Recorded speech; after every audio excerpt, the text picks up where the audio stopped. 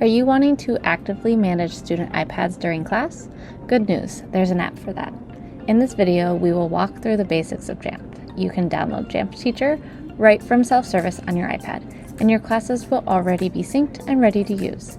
We will also explore how Jamf compares to Apple Classroom, and what it actually looks like when used with students. This is just the introduction.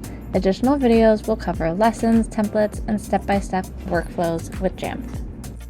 Let's start with downloading it on your iPad. Jamf only works on your iPad, so go ahead and get that out.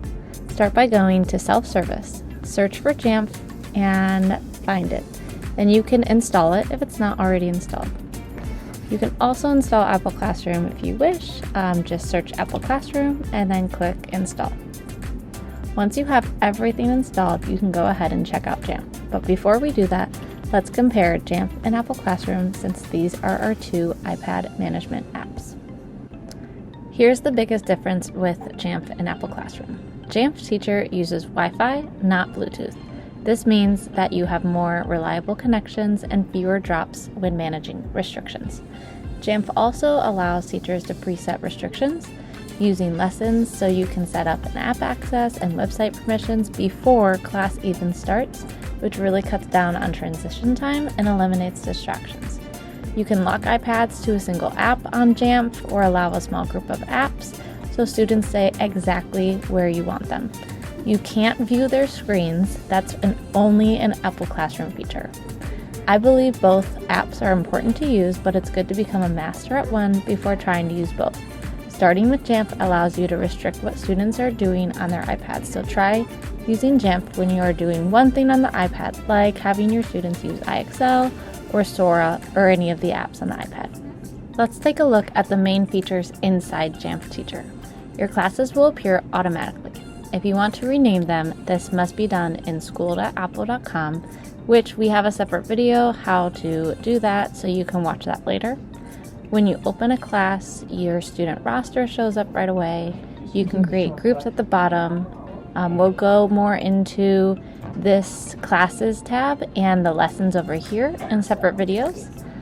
We highly recommend using Jamf with lessons since it gives you a strong control of apps and links ahead of time. To exit the class, simply tap Leave Class at the top.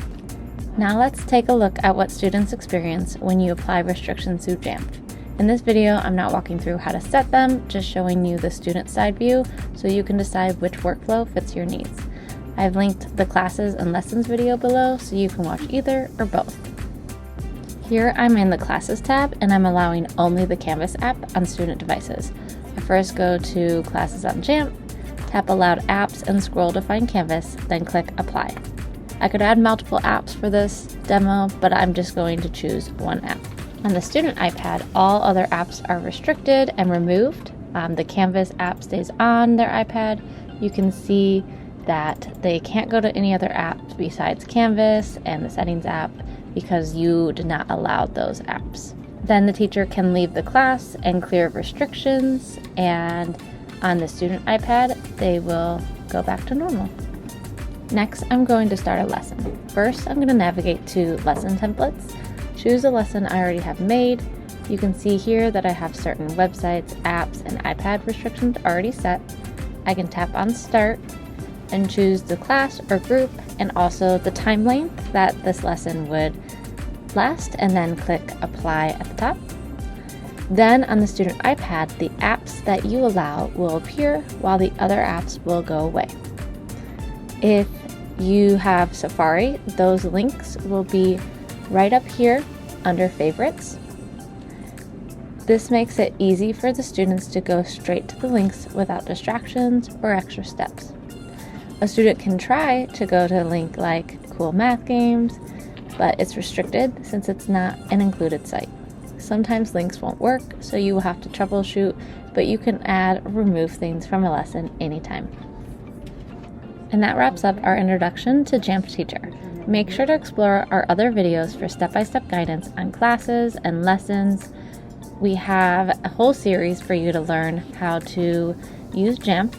Our hope is for you to have less tech stress and more teaching success. Be sure to like this video and subscribe to our channel, and thanks for watching.